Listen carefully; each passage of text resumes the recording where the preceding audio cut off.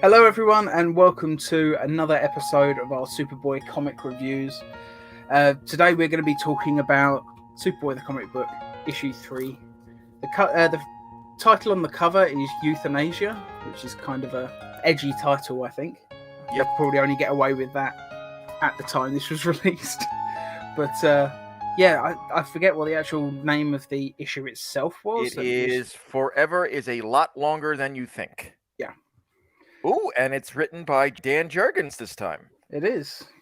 Yep. One of my favorites, one of my favorite Superman writers. He did some amazing work in the 90s and then during the Rebirth era when he came back. Yep. Just absolutely fantastic. And I'm sporting my new t-shirt, which is a season 5 custom made t-shirt. Yep. And Mr. Mixus Pitlick, Bizarro, Superman, Lois, and Perry White on it. And it looks great, Tom. So thank you. I'm very pleased with it because I said to Chris after the last 2 episodes, I've seen both your Gerard and your John t-shirts that you've got.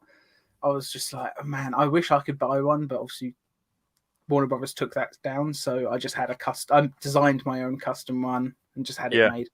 But anyway, we'll move on. Before we actually get into the comic, I think we should do a kind of Metropolis mailbag session. Where we just read some of the comments from last week, just because it's fun, and we've got another comment from Mike Carlin. We'll save him till last, just purely because there's a lot more to get into with his. But first off, Fish says, thanks for the heads up about this video being uploaded. I really enjoyed listening to you two gentlemen. Keep up the good work. Can't wait for the next edition, Norm. And Fish, thank you. Fish/Norm. Thank you so much. We'll keep making them if you keep watching them. And absolutely, Fish. Absolutely. You keep showing you the love, and we'll keep making these. Absolutely. At least until we get to the end of the series. Yeah. I don't know what we'll do after that. Maybe we'll just review like Superboy: The New Adventures comics, maybe. But we'll find something to do. But let's move on to the next comment. Batman40Z says, I only bought the first issue to display. Maybe I could at least read it once. Then I may want more of them. And I replied to him and said that this issue 2 in particular, which is the episode that he was commenting on, is excellent. And he just said, I don't know how to justify buying new comics, and I still have 2 boxes of my original DC comics from the 60s that he wants to sell. So it is tough to justify, but like we said in the last video, they are absurdly cheap on eBay to get these. So it's not going to set you back very much. And I think almost every issue from this run that I've got so far has been near mint. So it's well worth doing.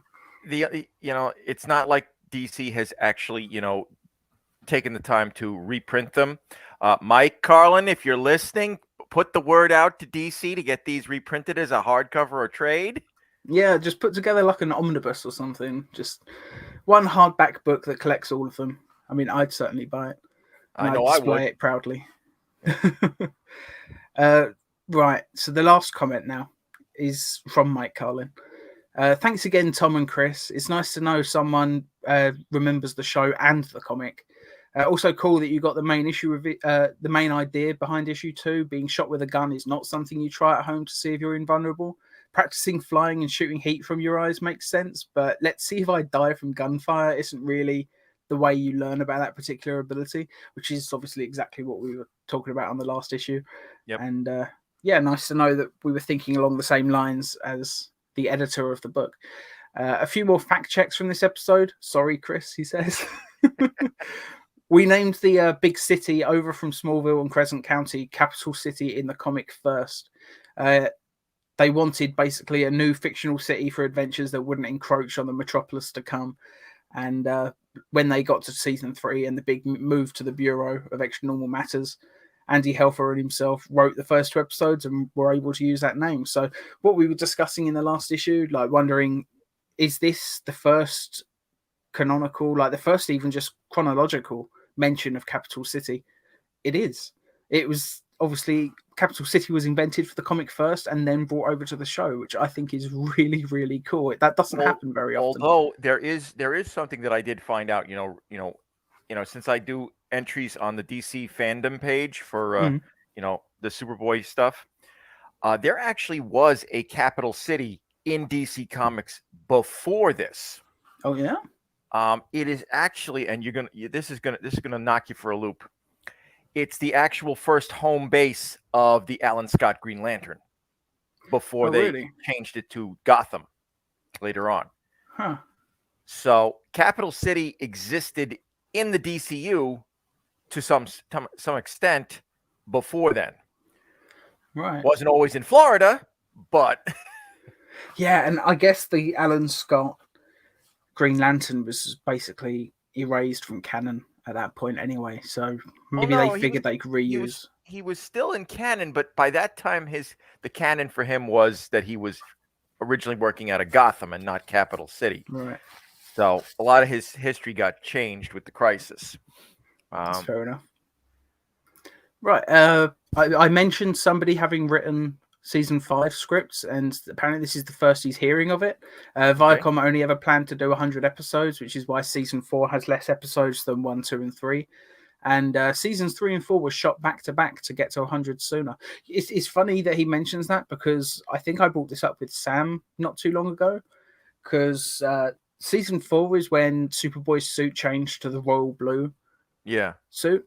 But there are some episodes towards the end of season 3 where he's already wearing that suit. So I wondered if they did shoot back to back, because it looks like they basically started using the season 4 suit before season 3 was done. Right. So it kind of makes sense now as to why that happened. They only wanted enough for syndication. That's why Obituary was originally going to be the last episode, and Rites of Passage both bring closure to this chapter. Which is what I said previously. Yeah, on one of our other videos. Yeah, and he says the myths about Lois and Clark stopping Superboy and the Salkin's lawsuit being a factor isn't really true. The show was never a huge hit, but Viacom wanted the 100-episode package to resell, which sadly never happened. This is apparently because the show just wasn't as popular as they would have hoped. I wonder if part of that is just because of Lois and Clark starting. Is just there's a brand new show on, people want to show that maybe, but who knows. Scripts for season 2 were not rushed to beat the writers' strike. The writers' strike was on before the series even started, and a special deal was made with the Writers Guild to allow Superboy to be an exception to the strike, because the Salkinds hadn't produced television before, and so had not been a producer they were striking against specifically. The deal also involved making Fred Freeberger the story editor, and the promise that 4 new writers would be tried, who would then need to pay initiation fees to the guild to join. And Andy Helfer and myself were 2 of those writers. I did respond to this purely because I think when we talked about the writers' strike in the last episode, it was in reference to Smallville season 7 or 8, which was the Doomsday season. And I guess he just misheard on this one, but he's he replied again and just said, I guess I just misunderstood the random Smallville comment. But I had heard this story before, that basically Ilya Salkind hadn't pissed off the Writers Guild, like, in terms of television, so they allowed the show to continue, which, that's a story I've heard before, but it's nice to get some confirmation of that is the case, because it's sort of an ongoing theme that there's a lot of misinformation that we're hearing about, and it's just incredible just to have some actual confirmation of what is true and what's not. Yep. Hello. He's also confirmed what I said. He did get in trouble for using Metallo because he came from Superman mythology and not Superboy. And he argued that this Superboy was Superman's. They kind of just looked the other way, and they continue to use him. But he just says, "Oh well, I wasn't the boss." And the reason some of the comments on the Doomsday documentary by writers and artists doesn't jive with what went on is because the behind the scenes of the doc was made 15 to 20 years after Lois and Clark's /Death of Superman, and they just simply didn't remember, which is what we kind of thought was the case. Or they didn't believe him and or Jeanette Kahn when they said that they wanted to wait rather than being blocked from doing it. Again, thank you so much, Mike, for your comments. It's always wonderful to hear from you. As we said last week, we really hope that you'll continue to enjoy the show. And it's also really cool. And I just want to thank you as well. Like, I don't know if you saw this. I imagine I must have sent it to you, but he shared the last video on his personal Facebook page and tagged the writer in it. Yeah, John Moore. Yeah, John Moore. He tagged John Moore in it, and it's just really cool to know that not only that Mike's watching, but that John Moore is presumably watching as well. And just want to thank you from the bottom of our hearts. It means a hell of a lot to us. So thank you. You didn't get to the best part though. What he refers to us as. Oh, what did he refer to us as? Superboy's pals.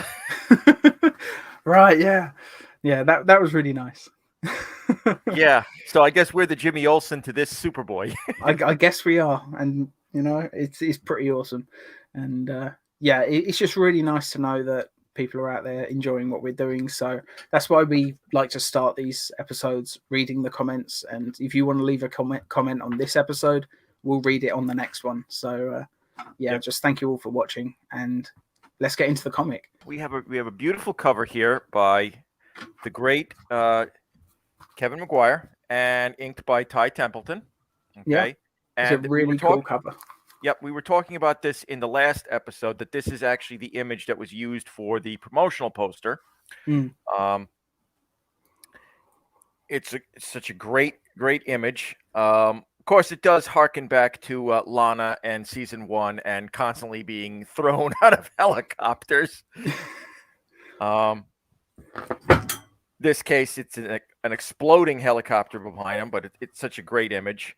Now, on the cover, it says it's by John Moore, Jim Mooney, and Ty Templeton. But when you open up the first page and you get the credits, it says writer Dan Jurgens. So maybe that was just maybe that credit thing was just something they put on all the comics. Yeah. So Mike Carlin, if you're watching and you can confirm or deny who actually wrote this, it would be appreciated.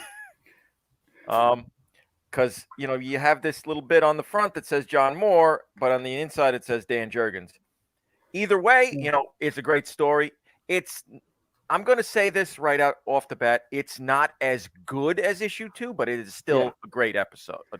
In this series. I completely agree.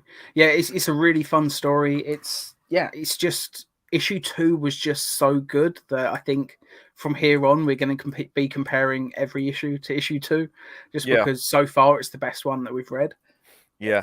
The splash page here is such an iconic moment. You got somebody in the water at the beach drowning, and you got Clark as Superboy swooping down to rescue them. Such a great image. I mean, that's just such a great, classic superhero trope, as it were. It's always good to open a story with a super save, and this one, it's not just showing his flying. He's talking about his super hearing. He even uses his X-ray vision at the end as well, just to make sure that the person's heart was still beating and that they didn't have too much water in their lungs. Yep. So that's a really nice use of powers. And then, of course, the next page, he rescues the person, brings them back, as we said, using his other vision powers to make sure that they're breathing and their heart's beating. And then then one of the next panels is he lands behind the Southwind Motel sign and does his super speed change. Yeah.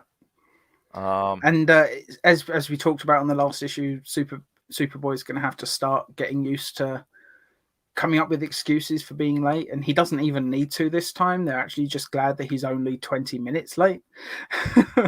But it's as we talked about last week, he's going to be late a lot because there's always something that's going to need to be done. There's always someone needing saving. Yeah, I mean, when he walks out to Lana and TJ, he says, "Look, guys, I know you're going to ride me pretty hard, so why not save your breath?" And TJ's response is, "Hey, Roomie, you've got us all wrong. Would dear, sweet, loving friends like us ever bust your chops?" You could, and just reading that, you can almost hear the sarcasm. Yeah. And then Lana makes that joke as well. It's like, just let's face it, when Clark Kent is only 20 minutes late, Congress should declare a national holiday. And then on the next page, like, TJ's just like, hey, what's with the jokes? Like, I thought I was the comedian and you were the straight man.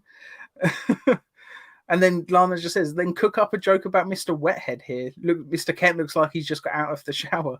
So, yeah, obviously from saving that person from drowning. But it's kind of funny that flying at that speed didn't dry his hair out. But Yeah.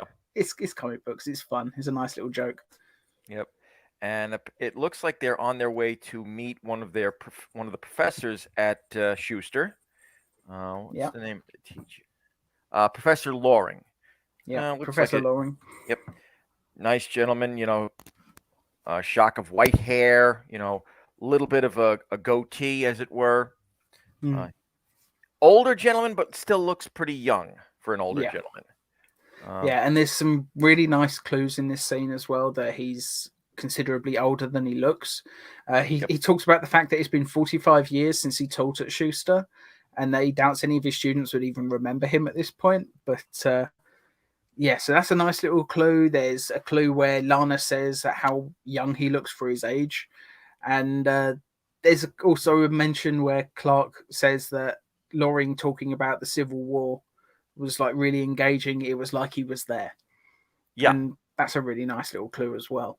And then it finishes with a really nice thing where he apologizes to TJ, but he does this clever little move to try and stop his photo from being used, and accidentally exposes his film. Yeah. which is a nice sort of fun thing. And you can see exactly why he does it, because later in the episode you find out what would happen if people knew that there was an immortal man going around. Yep. So clearly he's doing stuff like this for a reason. Yep. And then of course they leave, and of course we have the obligatory thugs breaking in to Professor Loring's apartment, but Lana is still there. Yeah, she stays because she wants to hear a few more stories or something, doesn't she? Yeah. Yeah, it's because and she mentions her father as well, who's an archaeologist, and which is a nice sort of bit of continuity from season 1 with the Jewel of Tetrakel. Like, her father's an archaeologist, and that's why she's so interested in hearing Professor Loring's stories, which I thought was a really nice moment. But it really is like just reading an episode of the show, because it's paced exactly like an episode of the show would be paced. You'd have the save at the beginning, you'd have the conversational scene where you get a lot of exposition out, you set up a lot of what's to come, and then some thugs arrive. They kick down the door and someone gets kidnapped. And typically, just like in almost every episode of the show, Lana gets kidnapped too, because of course she does. Yeah. They take her and Professor Loring back to this very opulent looking penthouse apartment. Yep, very posh, modern looking building. Yeah. Yep. And it's cool as well, because there's a few lines in it from the thugs where they just they talk about how they're in over their heads, which sort of gives you the clue that it's not something they do all the time. Maybe this is out of the ordinary for them. But at the same time, it's just like, well, there's a witness now, so we're going to have to take her too. And it's a nice little clue that maybe there's a little bit more going on than just some thugs wanting to kidnap him for ransom or something. Yep. And then, of course, we have the host who comes in, who turns out to be Al Holloway. Yes, a famous comedian who, if we recall from issue number 2, TJ did have a poster on their wall of Al Holloway, because he is a famous comedian and he was one of TJ's heroes. That's cool that they were setting up the next story in the run. I didn't notice that. It's funny when I inevitably go back and reread issue 2 at some point. I'm going to be looking for that now. Yep. I love when they do stuff like that. Like, they obviously had enough planned that they knew that it was going to come up. But it's kind of cool. And he's got ALS, which is obviously Lou Gehrig's disease. Yeah. And it's obvious why he's kind of doing what he's doing.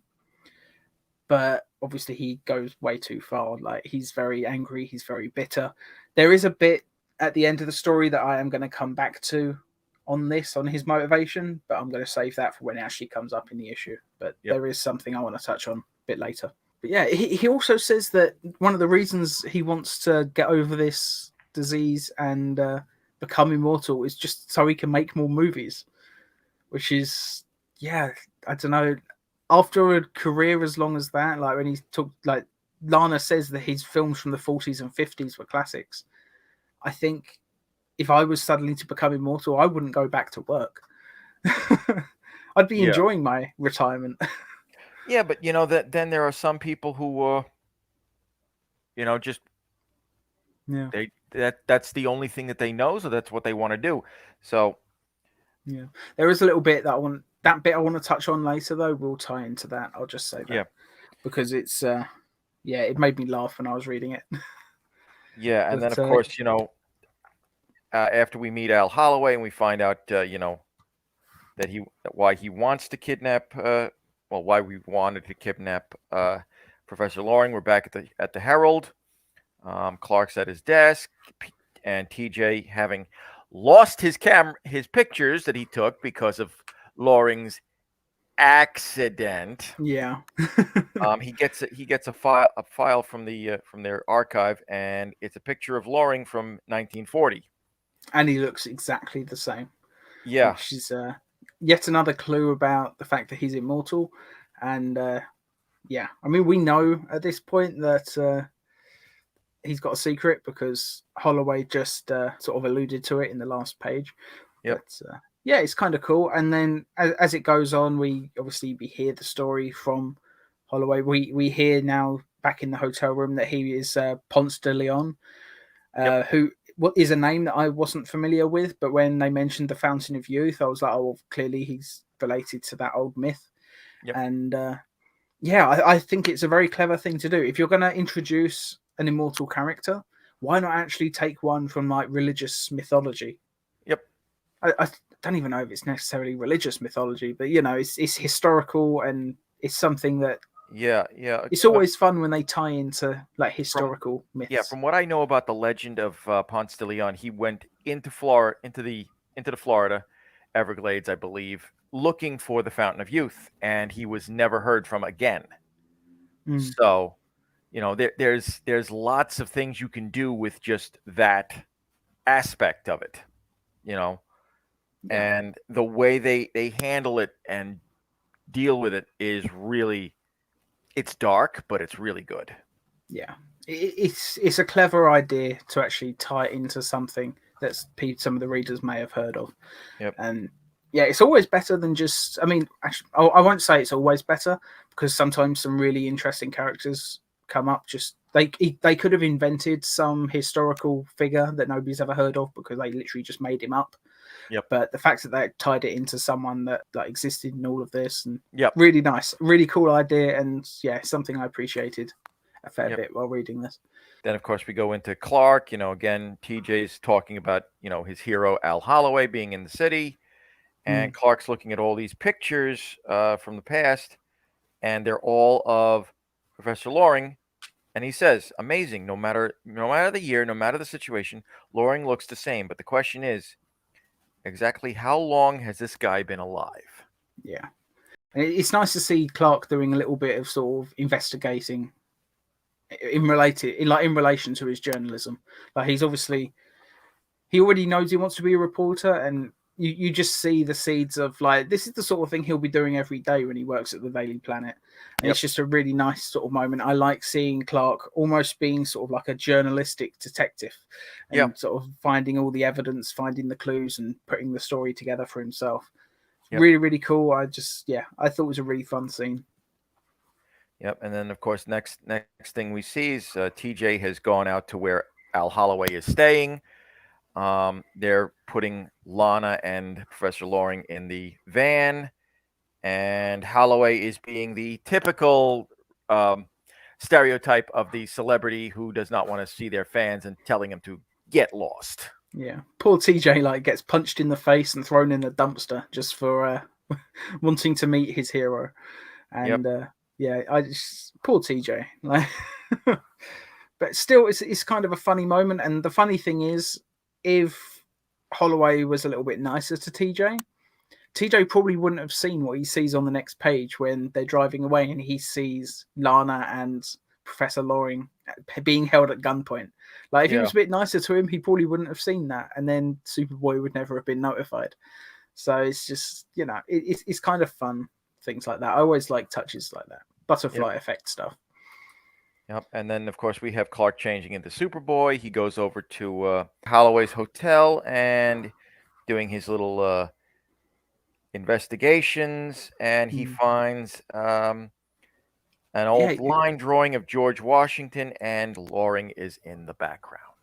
Yeah, and it's and it's funny as well because it's a good use of his superpowers for his investigation, but it's just cool as well, just finding all these little touches, and then he actually ponders his own life expectancy. Like there's so much he doesn't know about his powers, and he doesn't know whether he's immortal or not. Like for all he knows, he could very well be.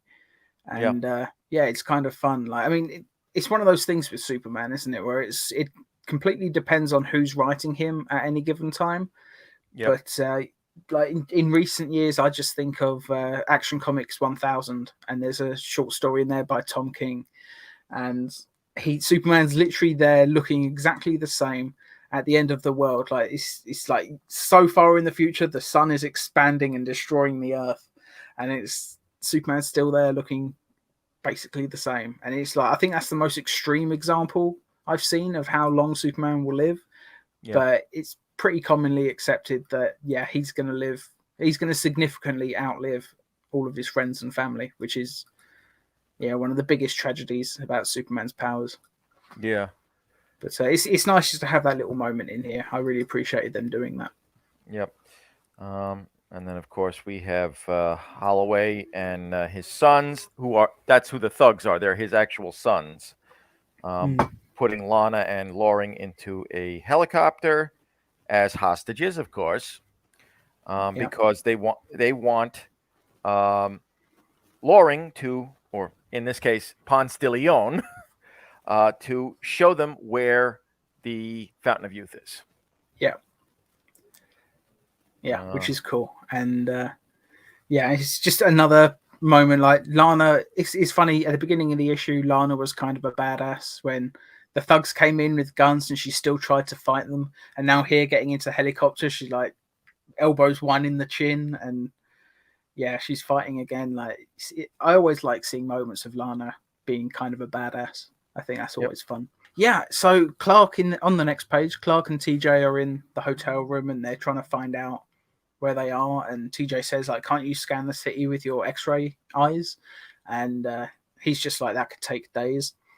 And Clark just has this great idea. Like, a lot of phones at this point have a redial button, which I guess was kind of a new thing at that time.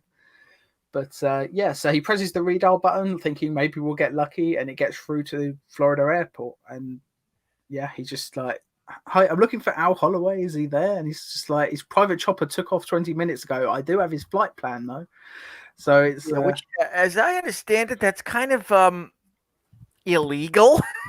I guess it is to give out also, flight plan. Yeah, I think it's got to be illegal, surely. But at the same time as well, would the flight plan even work? Because surely Holloway doesn't know where they're going, because the whole point is that Loring's supposed to be directing them towards the Fountain of Youth. So would the flight plan even be accurate at this point? Because he doesn't know where it is. Otherwise, he wouldn't need Loring. Yeah. Of course, the only person who could actually work with that flight plan is Superboy. Yeah. So, of course, he takes off with TJ, and they land at this secluded puddle, we'll call it. Yeah. It looks like a really, really, really tiny pond. And it's kind of funny because I was getting my Fountain of Youth mythology mixed up in this. I was thinking of the legend of Achilles, right, and how he was held by his ankle and dipped in the Fountain of Youth as a baby, and that's why his only weak spot was the ankle. So I was thinking when he drank that, I was just like, oh, that can't be good. But, I was completely getting confused with my immortal mythologies. But it's a really funny thing, and it's funny how he basically just hopes that once he shows him a puddle, basically, that they'll just let them go.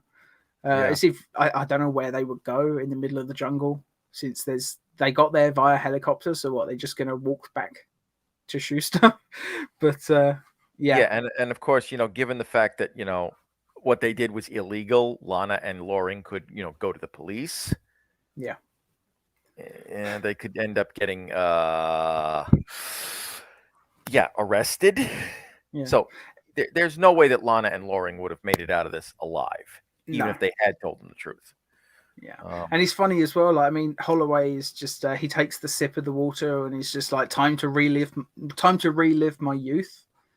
But looking at Professor Loring, that's not how it works anyway, because he's just stayed the same age that he was when he became immortal. He didn't get younger. Yeah. So he would have still been an old man. Yeah, an old man probably still with ALS. So yeah, potentially it might not have killed him, but maybe it would have just sort of stayed at the level that it was at. But it's one of these things with villains in comic books that they never quite think things through. Yeah. But I thought it was fun, and Loring gets shot and sort of has a Wolverine moment where he's just like, the bullet has passed through, like my body's rejected the bullet and discharged it, and now I'm healing. And it's kind of like that shot in, I think it's X-Men 2, where Wolverine gets shot in the head and the bullet just sort of pops out. Yep. But it was a nice little moment. Obviously, Superboy has arrived at this point and stops Lana from getting shot. But and Holloway is just sort of going crazy, and TJ tries to talk him round, and he's just like, you can't throw it all away like this. You were a genius. You gave so much to millions. Like, he's trying to talk him round in a way that Superman often does, and it's nice that TJ is sort of getting the chance to do that. But Holloway is having none of it. Yeah. And he's just like, look what I got back. Like, I gave so much to millions, and look what I got back. Nothing but a disease that's forcing me into an early grave. And it's funny because TJ's just like, I would give anything to be you. And he was just like, you young idiot. It was never great being me. Can't you see that I was never that special? If anything, it was my writers that made me great. I paid them a fortune to come up with material and stay in the background with their mouths shut. And this is the moment that I wanted to come back to earlier. Yeah. Because he's talking about reliving his glory days, but he's just admitted in this scene his glory days weren't that great. Yeah. It seems like he really kind of hated his glory days. So it just sort of shows that his what's the word? His motives for doing this are a little bit, he's selfish. He wasn't quite telling the truth earlier about what his motives for wanting to live longer were, because judging by what he says here, he probably wouldn't go back to work. If his glory days aren't that great, why would you want to relive them? Or maybe that's just what the excuse that he gave to Loring and Lana as to the reason why he wanted to get his youth back. Yeah. So, it's just it's not. It's a cool little thing where you just see that he's kind of hypocritical. He's kind of like he was clearly lying to a certain extent, and I just think that was a fun little moment. And TJ and one of the thugs gets knocked into the river, into the lake, and a whirlpool is starting to drag them under. So Superman has to dive in. Superboy rather has to dive in and save them. Yep. And he has this little thought bubble where he's just like, it's funny, like with the day I'm having, like this is the second and third people that I've stopped from drowning today. And just like in issue 2 where we were talking about setups and payoffs, this issue did it as well. Like literally, you think it's like a cold open where he's saving someone from drowning at the start, but it does come back. And I always appreciate little storytelling moments like that. And it's clear that, it was something that they thought deeply about. And I like when comic books and TV and films do stuff like that. So I think that's one of the stronger thematic moments of this issue. Yeah. And then, of course, we've got Holloway, piloting the chopper with a gun, and of course, again, he's threatening Lana. Yeah. Holloway, knowing that Superboy is coming, pushes Lana out of the helicopter. Like, Lana keeps getting pushed out of helicopters, and then the helicopter blasts in, like crashes into the cliff and explodes, and we get like an alternate angle of the cover. Yep. Which is cool, and it's just a really nice like image. And I think the artwork in this issue just across the board has been really fantastic. Yeah. And then of course this last page we find out, Ponce de Leon's secret. Yeah, like he never did find a fountain of youth. Like he and his men plundered an Indian village, and a medicine man put a curse on him of immortality, and he would only break the curse if one day, like, he gives the soul of an evil man to Mother Earth and the soul of an innocent to the Sky God. And I guess in this instance, Superboy is kind of a Sky God, or at least close enough that it's worked. And it's funny because not knowing about Ponce de Leon, I had to look it up after, and just because of when this was written, I wasn't sure if when he said an Indian village, I wasn't sure if he was talking about Native American or if it was actually a village in India.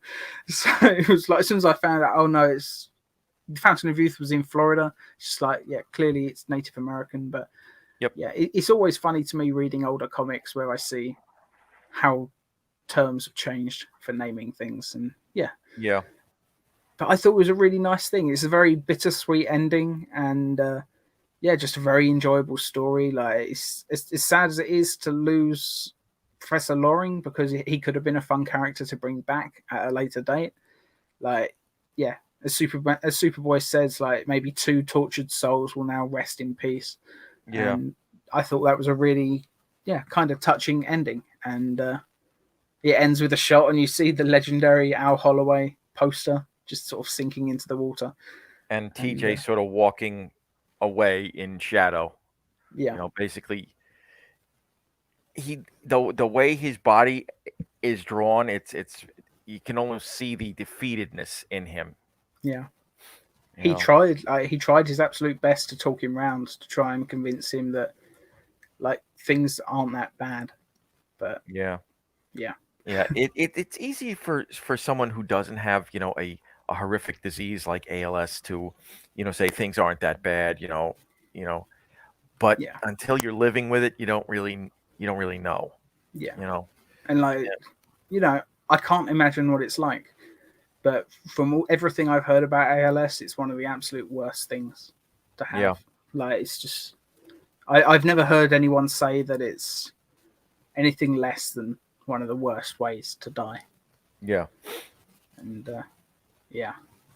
but I thought it was a really, really strong story, and the ALS gives some strong motivation for the villain, and you can kind of see where he's coming from in some regards, but obviously he takes it way overboard. Like, his actions are completely inexcusable, so any sympathy you do feel for him quickly goes out of the window, which I think is a strong villain. It gives him a little bit more dimension. It's not just, oh, I'm getting old and I want to be young again. It's like, no, I'm getting old and I'm dying from this horrific disease. And I think that's much stronger. You feel for him, and then the more villainous acts he performs, you start to be like, I still feel for you, but you know what, you're going off the deep end here. You're going too far. It's like I said, it's still a great issue. It's not as good as issue number 2. Okay. I mean, you can tell that just by the fact that our dissection of this issue is significantly shorter than issue 2. It's I'd say it's on par with issue 1. I think it's one of those ones that it's got a concept that's strong enough, and it's got some elements throughout that are strong enough that it kind of elevates what could be a very sort of bog standard issue. But it's thoroughly enjoyable, and I really enjoyed this one. Obviously not as much as issue 2, but issue 2 was just fantastic. Like, it's going to be tough to beat for a while. I think the reason why we both love issue number 2, of course, is its first on camera appearance of Perry White, and we love Perry White. So it's more of the Superman mythos, brought down into this. I also think it was just a really well written story. Like there was like we talked in this issue about how it sort of set up the drowning theme at the beginning and then it came back at the end, which is kind of, it's always fun when a story starts and ends in almost the same way. Yep. But issue 2 had just it had like 3 or 4 things that they set up early on and all of them paid off towards the end.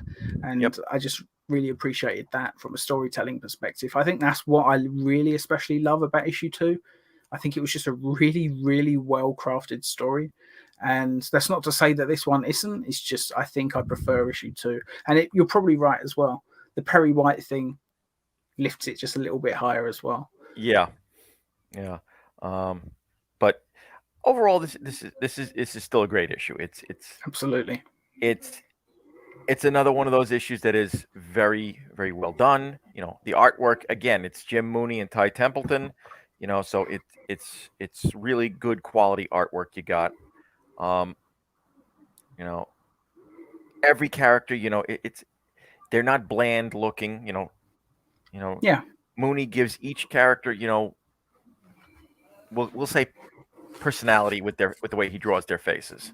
Yeah. You know, it's not like, you know, seeing a crowd scene in one book and everybody has almost the same face. You know, everybody. Yeah. But it's very well done. You know, and you know, I would assume that if this really is written by Dan Jurgens, I would assume that this is probably one of his first, you know, solo writing gigs. Yeah, potentially. I don't know if it might even be like his first Superman story. I don't know. Like, yeah, but it's interesting and it's funny because John Moore. Like, I was looking him up, and I think Superboy the comic book was his first project at DC. If I read it correctly, it might be. I read it on like a wiki, so it's like, you know, wikis are often misinformed. Yeah, they're a little take it with a grain of salt when you're reading them and such. But it's it's a really fun issue, and like Dan Jurgens, he's just one of those writers that I'm a really big fan of. Like, his run in the 90s was fantastic, and during the Rebirth era when he was writing, I think, Action Comics. Yeah. Like, just some of my favorite, like the Rebirth era was just such a strong era for Superman overall. Like, you had the Tomasi stuff in Superman and then Jurgens in Action Comics, and just a really cool back and forth sort of reading them in order is just a lot of fun. And I hope that he comes back to Superman comics at some point in the future, because I always love seeing his name attached to something. So but yeah, other than that, I don't know if there's much else to really talk about with this issue. I feel like we've covered most of it. Yeah, I think we pretty much have. I mean, you know, if we got anything wrong on here, Mike Carlin, please comment. We know you will. But you know, maybe you can tell us as well, like, if the Wikipedia, like, was it Wikipedia or was it like DC Wikia or something like that? Maybe you could tell us if it was right and whether this was the first DC project, like, written by John Moore, like the first comic that he wrote for DC. And maybe you can tell us, like, if Dan Jurgens had written anything else Superman related at this point, or whether this was his first story. And maybe you could also tell us, like, did this have any you know, is his work on this comic part of why he was moved on to the main Superman and Action Comics titles? I'm always interested to know this sort of thing. So and this is one fact checker who doesn't mind when his facts are checked. Yeah, because it's you know, every time we're corrected on something, it just means that, like, our knowledge of the subject is getting corrected, and we would much rather be talking about stuff that's true. Like, as we said before, I think we said in the second episode and at the beginning of this one, like, there is so much misinformation out there, and we would much rather be talking about stuff that's been confirmed by someone who was there and actually be talking about true history of this sort of thing, and just, you know, spreading more rumors and continuing misinformation. So it's always preferable to have the correct information. Yep. It's funny in this day and age. It's funny people don't like being corrected too much, and I think that's a shame because I'd much rather be corrected because I want to know what the true history of this sort of thing is. I don't. Yeah, Yeah, it's funny. as far as being corrected, Bruce Lee, once he had a saying about that. He says, "Correct a wise man, and he will thank you. Correct a fool, and he will hate you." Yeah, And you and I, we don't want to be the fool. We want to be the wise man. So, it is funny. I saw a meme online the other day actually, and it was just a posting from someone's Facebook page, and they were spreading like some medical misinformation, like some really just some of the crap that people post on Facebook, and it's just absurd. And it was just a comment in there where they debunked it and corrected them and did all this, and they replied in the comments, says, "Why do people keep having to correct me? I'm sick of it." And someone replied to them and said, "Maybe try posting stuff that can't be debunked. Post the truth." Yeah, don't get mad when someone corrects you, because at the end of the day, they're helping you to know the truth. Like it's always better to know the truth than to keep spreading a lie. Yep. But And this is why we appreciate it when you have your comments, Mike. We'd love to hear from you. And maybe one of these days, maybe we'll have you on if you can do it. Absolutely, like seriously, we'd love that. Like, that'd be amazing. It'd be great to get John Moore on as well. Yep.